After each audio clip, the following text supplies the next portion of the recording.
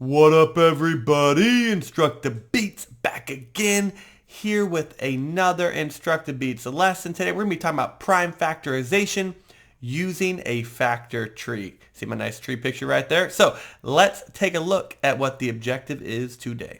All right, our objective today, I will be able to find the prime factorization of a number by using a factor tree, right? So we're using construction as our theme for this lesson because we take a look, they're putting the building blocks right here in this picture, and we're gonna be breaking down numbers to their building blocks today.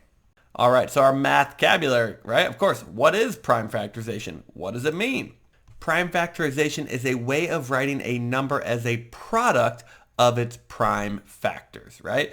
So kind of taking two things that you already know about, you can check out the InstructaBeats lesson on them, right? But prime numbers with only two factors, and a factor, of course, are numbers that you can multiply together to make a product.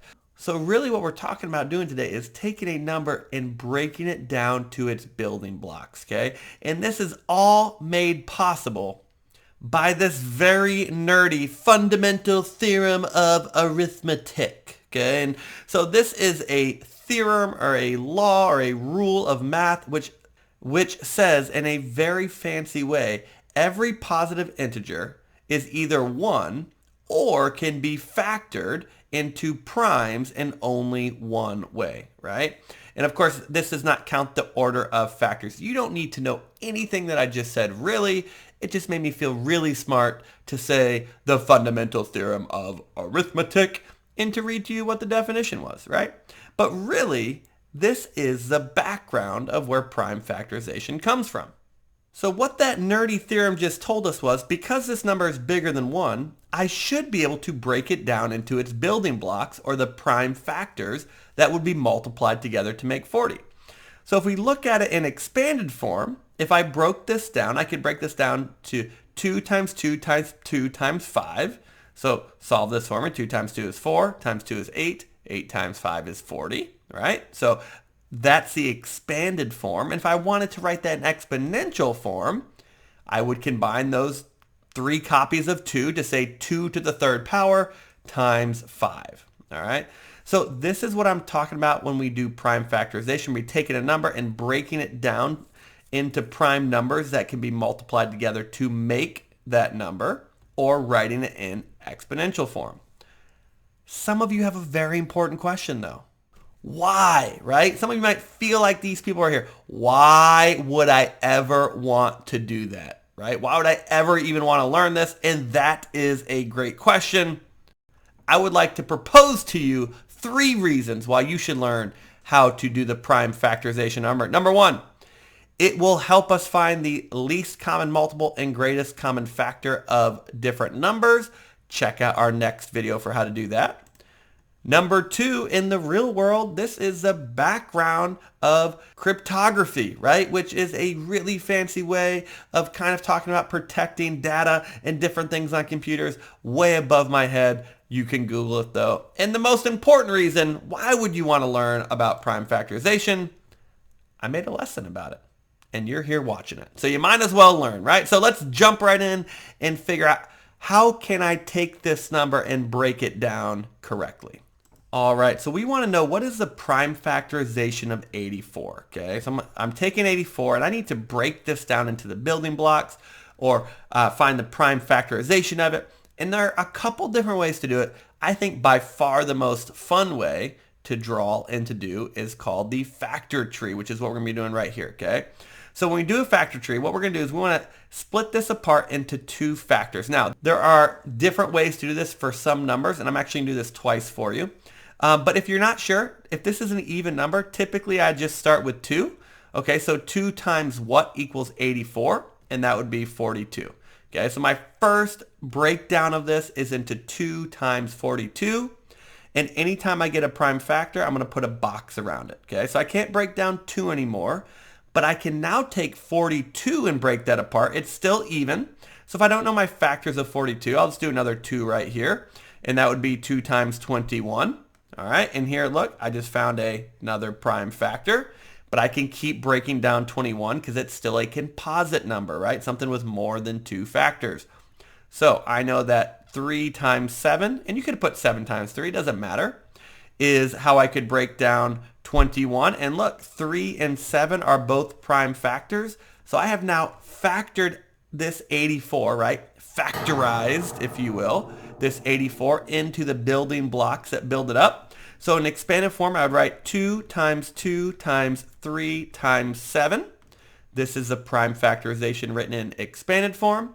And if I wanted to write in exponential form, I would take these two copies of 2 and do 2 squared times 3 times 7.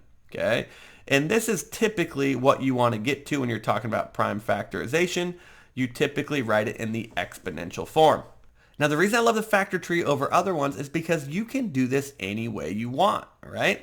So let's say, for instance, I was doing another factor tree for 84, right?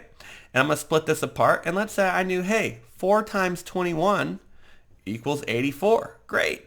Well, now 4 is a composite number, so I have to keep breaking it down until I get to my prime numbers. And when I do, I put a little square box around them.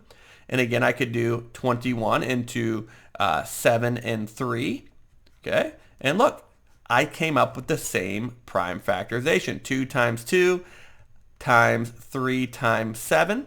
Typically, we write them in order from the smallest to the largest. Just makes it kind of easy. And look, I get the same exponential form, okay?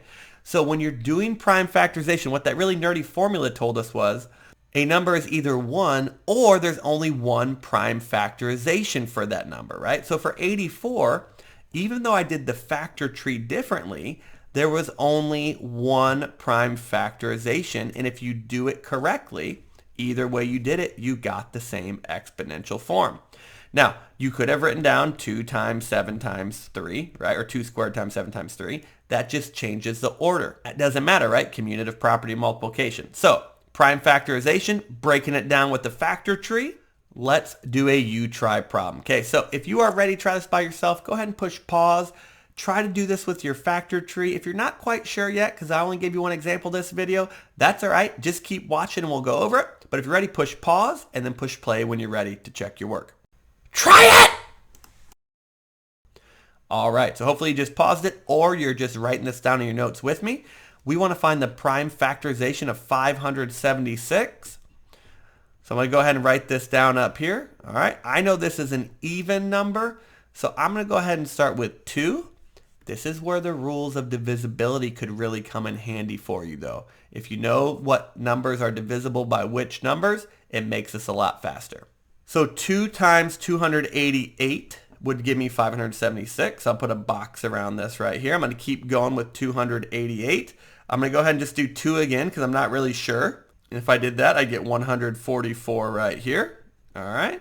Now, you could do 2 again if you want, but I see 144, a common thing, right? So I'm going to go ahead and do 12 times 12. Okay. Now, 12 times 12 are both composite. So I need to keep going with the 12s.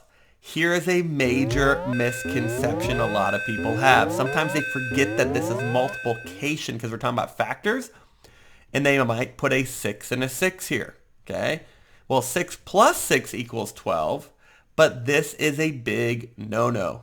Remember, we're doing factors only, not addition. All right? So which means we could do 3 and 4, right?